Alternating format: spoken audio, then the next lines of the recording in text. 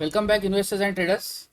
So today's the market आप देख सकते हो कि मार्केट इट्स प्रीटी वीक है सच, क्योंकि क्या हो रहा है कि जैसे एफ का जो सेलिंग हुआ था कि जो चाइना मार्केट में इन्वेस्ट करने के लिए 26,200 और 26,300 के लेवल से जो निफ्टी 50 जो कम करेक्ट हो रहा है, तो अभी 24,400 तक आया है, 24,400 तक आ रहा है।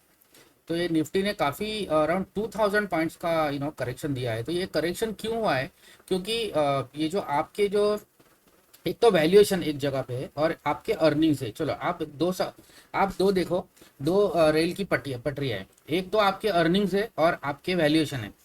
अगर आपके वैल्यूएशन आगे जाएंगे और अर्निंग्स पीछे रहेंगे, ठीक है ना, तो क्या होगा कि अगर आपके अर्निंग्स कैचअप नहीं हो रहे और आपके वैल्यूएशन आगे आगे भाग रहे हैं, that is one one scenario. दूसरा सिनेरियो यह है कि आपके अर्निंग्स आगे भाग रहे हैं और वैल्यूएशन पीछे है।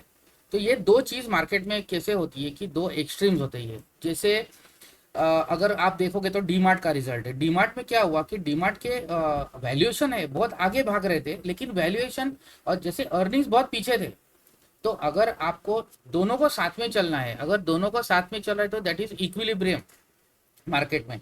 अगर अर्निंग्स एक रेल की पटरी है, अगर लेफ्ट में अर्निंग्स है और राइट में वैल्यूएशन है, तो दोनों साथ में चलने चाहिए, ठीक है ना। तो अगर in case your train is going, दोनों व्हील जो है ट्रेन के, तो एक व्हील जो है, लेफ्ट वाला व्हील जो है ये आपके वैल्यूएशन है और राइट वाला व्हील अर्निंग है। तो लेफ्ट और राइट का दोनों व्हील्स एक साथ चलने चाहिए, दैट इज इक्विलिब्रियम। मतलब normal market, that is a perfect market कि आपके जितने सारे अर्निंग्स के हिसाब से आपके वैल्यूएशन है।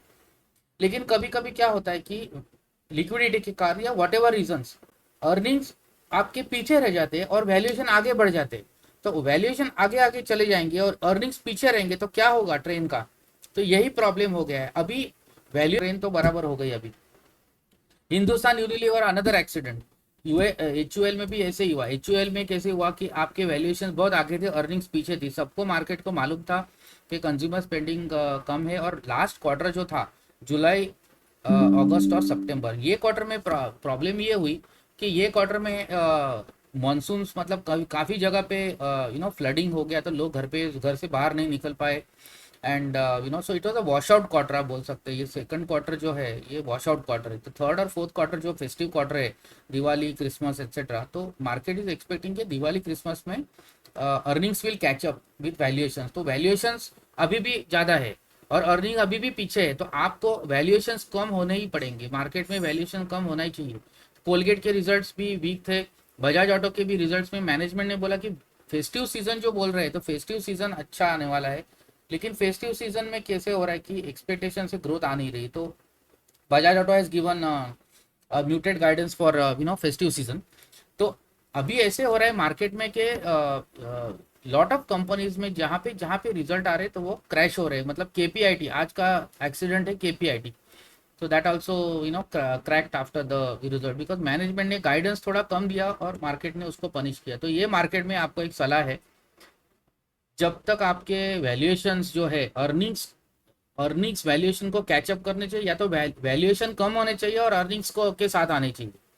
तो आपके जो ईपीएस है, आपका जो अर्निंग पर शेयर है, या तो नेट प्रॉफिट, या तो बॉटम लाइन बोलते हैं, और टॉप लाइन जैसे रेवेन्यू बोलते हैं। रेवेन्यू बढ़ने चाहिए, आपके मार्जिन अच्छे आने चाहिए, और आपका नेट प्रॉफिट बढ़ना चाहिए, आरओसी आरओई इंप्रूव होना चाहिए। लेकिन अर्निंग्स अपने हिसाब से चलेंगे। अगर कंपनीज के पास ऐसा कोई मैजिक स्टिक नहीं है कि अर्निंग्स कैसे हर क्वार्टर में अर्निंग्स आते रहेंगे, डेली बेसिस पे कंपनी के प्रोडक्ट्स बिकेंगे, तब उनको सेल्स होगा तो आपके कॉस्ट आएंगे। तो कंपनी का अपने हिसाब से कंपनी के अर्निंग चलने वाले हैं।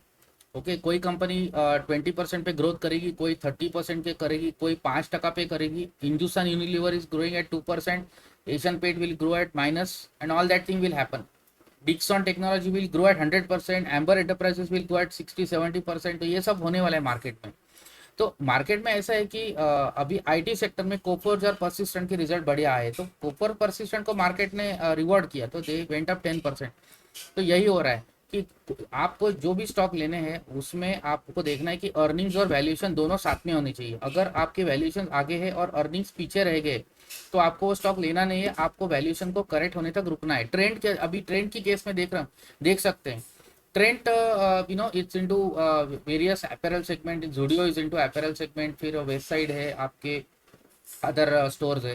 तो ट्रेंड में क्या हो रहा है कि ट्रेंड में ग्रोथ बहुत बढ़िया है, लेकिन ट्रेंड के रिजल्ट आने वाले हैं फर्स्ट वीक ऑफ अक्टूबर में। तो आपको आपको फर्स्ट वीक ऑफ अक्टूबर तक रुकना है रिजल्ट तक। अगर आपके रिजल्ट्स में आपके वैल्यूएशन बहुत आगे चले गए होंगे ट्रेंड में, तो आपके अर्निंग्स देखने पड़ेंगे। तो जब 6-7 अक्टूबर को रिजल्ट आएंगे ट्रेंड के, तो अर्निंग्स देखने पड़ेंगे कितना है। अगर अर्निंग बिलो एक्सपेक्टेशन आएगी तो ट्रेंड ऑल्सो विल क्रैश। तो ये हर एक स्टॉक में ये पैटर्न हम लोग ऑब्जर्व कर रहे हैं कि HUL, DMart, Bajaj auto, KPIT, KEI industries, उसके बाद में आपके बहुत सारे स्टॉक्स में ऐसे हो रहा है कि अर्निंग्स आने के बाद, रिजल्ट, क्वार्टरली रिजल्ट आने के बाद क्रैश हो रहे हैं। तो इन्वेस्टर को एक ही सलाह है कि आपको कुछ भी अभी करना नहीं है, आपको सिर्फ स्टॉक्स सिलेक्ट करके एक लिस्ट बनानी है, लेकिन अभी आपको कुछ भी स्टॉक लेना नहीं है। बिकॉज क्या होता है, CLSA ने डाउनग्रेड किया इंडियन मार्केट को और बोल रहे कि 1000 पॉइंट्स का क्रैश आने वाला है निफ्टी में। तो I am just giving you what news is coming. Goldman सैक्स has put India on neutral rating. तो ये सब फॉरेन ब्रोकरेज हाउस कैसे है कि चाइना में जा रहे हैं, because China is looking cheaper to them as compare to India. तो Indian market are looking expensive because valuations correct होने हैं। अगर आपके म्यूचुअल फंड्स अगर बाय करते ही रहेंगे और वैल्यूएशंस को ऊपर रखेंगे, तो ये म्यूचुअल फंड का गलत तरीका है कि ये मार्केट को अगर आप सपोर्ट करते रहोगे तो ये गलत हो रहा है, मिसमैच हो रहा है, आपका वैल्यूएशन और अर्निंग के बीच मिसमैच होने वाला है। तो ये म्यूचुअल फंड का डेंजरस ट्रेंड चल रहा है। Mutual fund to let the markets correct to at to its correct levels. आने दो म्यूचुअल फंड को, डोमेस्टिक इंस्टीट्यूशंस को सपोर्ट, आर्टिफिशियली सपोर्ट करने की जरूरत क्या है मार्केट में। लेट द स्टॉक्स करेक्ट और कम टू दिट्स वैल्यूएशंस। मतलब आपको अर्निंग्स के लेवल पे वैल्यूएशंस को आना ही पड़ेगा, उसके बिना आप आर्टिफिशियली वैल्यूएशंस को ऊपर रखोगे तो स्मॉल इन्वेस्टर, रिटेल इन्वेस्टर का लॉस होता है। अभी इसमें ऐसा है कि यूएस मार्केट भी अच्छे चल रहे हैं। यूएस में टेस्ला का रिजल्ट आया, वो भी बढ़िया आ गया। ईवीज में काफ़ी सारा इनका इंप्रूवमेंट हुआ है। तो US markets are on the roll, Indian markets are expensive, valuations correct हो रहे हैं। तो आपको ये केस में देखना है आपका एसेट एलोकेशन। गोल्ड देखो तो गोल्ड बढ़ रहा है, तो gold is increasing because people are buying gold ETFs। अगर आपका स्टॉक का पोर्टफोलियो कम हो रहा है तो उसको हेज करने के लिए लोग क्या कर रहे हैं कि गोल्ड ETF ले रहे हैं। अगर समझो 50 लाख का पोर्टफोलियो आपका है स्टॉक का, तो लोग क्या कर रहे हैं 10 लाख 15 लाख का गोल्ड ETF ले रहे हैं। तो थोड़ा बहुत they are trying to protect their losses in stocks from gold ETF। Gold ETF बढ़ रहा है तो gold ETF is helping them at overall portfolio level पे, उनका ज़्यादा लॉस नहीं हो रहा है। लेकिन इन्वेस्टर को ये मार्केट में ऐसे देखना है कि there is lot of negative news all around. इसमें एक ही है कि अगर RBI रेपो रेट कट करेगा तो ही मार्केट ऊपर जाएगा। अभी आपके पास पॉजिटिव ट्रिगर कुछ भी नहीं है। अगर जो रिजल्ट आ रहे जुलाई अगस्त सितंबर क्वार्टर के रिजल्ट आ रहे, they are going to be a total wash out. पूरा क्वार्टर पूरा वॉश आउट हो गया है मार्केट के लिए। और अभी दिवाली का जो Diwali to Christmas, that is October to December का क्वार्टर है, फेस्टिव सीजन है। वो फेस्टिव सीजन में ही अभी मार्केट को थोड़ा बहुत सहारा है। एक्सपेक्टेशन है कि फेस्टिव सीजन अच्छा करेगा। तो ये करंट मार्केट में आपको कुछ भी नहीं करना है, कुछ भी लेना नहीं है। अभी मार्केट में शांति से बैठना है। बिकॉज ऐसा है कि अगर आप फॉलिंग नाइफ को कैच करोगे, if you try to catch the falling knife, you will make a big loss. तो अभी फिलहाल ऐसे है कि आपको देखना है कि वैल्यूएशंस कम होने हैं। वैल्यूएशन मतलब आपके निफ्टी के इंडाइसिस, आपका large cap index, mid cap और स्मॉल कैप दोनों करेक्ट होने हैं। अगर अर्निंग्स के लेवल पे आना पड़ेगा उसको। अर्निंग्स के लेवल पे जब तक आते नहीं तब तक आपको कोई बाय नहीं करने की कोई सलाह नहीं है।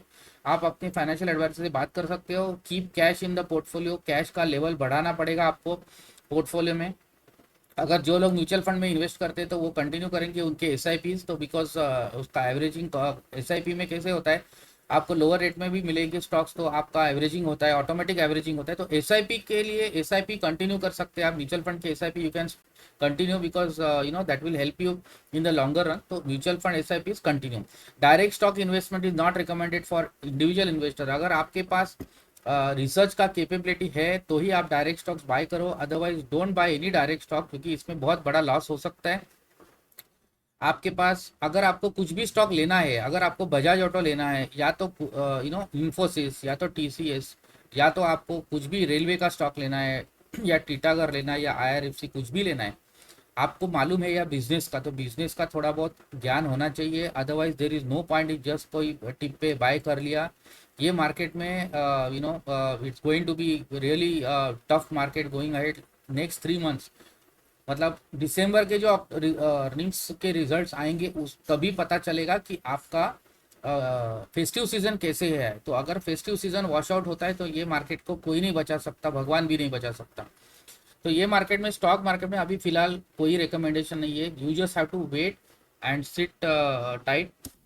Those who are holding the stock और they are in to losses, अगर पोर्टफोलियो का लॉसेस है तो आपको देखने पड़ेंगे कि आपके पास कौन से टाइप स्टॉक्स है। अगर आपके पास ऐसे स्टॉक्स की जो अर्निंग्स भी उसकी खराब आ रही है तो you have to just cut losses, get out of the two stocks which are weak fundamentals. Okay, that is one straight way. Come into cash, आपका कैश लेवल बढ़ाओ, that is the only way to protect yourself from portfolio losses. Cash level increase करो, stocks में से, week stocks में से निकल जाओ। अच्छे स्टॉक्स है तो होल्ड करो, वो कभी ना कभी ऊपर आएंगे, लेकिन अच्छे वीक कौन से स्टॉक्स है वो तो बहुत कॉम्प्लेक्स सिचुएशन है, केस टू केस बेसिस पे देखना पड़ेगा। लेकिन कुछ भी स्टॉक्स अगर आप फिलहाल अभी आप कोई लेने की कोई रिकमेंडेशन नहीं है। Markets are going to drift down और म्यूचुअल फंड आर्टिफिशियली इसको ऊपर रख रहे हैं बिकॉज एसआईपी आ रही है। तो ये आर्टिफिशियली रख के कोई फायदा नहीं, मार्केट को अपना नॉर्मल लेवल पे आने दो। तो domestic institution should let the markets come to its correct levels, उसके बाद ही बाय करना है। तो करंटली यही यही सलाह है इन्वेस्टर्स को। गोल्ड ईटीएफ में अगर आपको लेना है तो ये रेट हाई रेट में गोल्ड ईटीएफ ले सकते हैं, but currently there is no recommendation to buy any stocks. Let the markets correct and then we can see increase the cash level. So that is the only advice to all the retail investors. But you consult your financial advisor before buying or selling any stocks. So I hope you like the video. If you like the video, kindly click on the like button and subscribe to the channel. Thank you. Valuation जितने बहुत आगे बढ़ गए, तो एक line जो पटरी की एक लाइन है बहुत आगे बढ़ गई है, पीछे अर्निंग्स की दूसरी जो लाइन है लेफ्ट वाली वो पीछे रहेगी। तो अभी कैसे हो रहा है कि आपके अर्निंग्स की जो स्पीड है वो धीरे धीरे चल रही है, ठीक है ना, और वैल्यूएशन बहुत आगे भाग गए। तो वैल्यूएशंस को करेक्ट होना है। तो जैसे डीमार्ट में है, डीमार्ट में 5300 से 4000 तक नीचे आया डीमार्ट। तो आपके डीमार्ट के केस में जब करेक्शन हुआ 4000 पे, तब आपके वैल्यूएशंस और अर्निंग्स एक ही लेवल पे आ गए, एक ही पॉइंट पे आ गए। तो ये रेल चल रही है डीमार्ट की।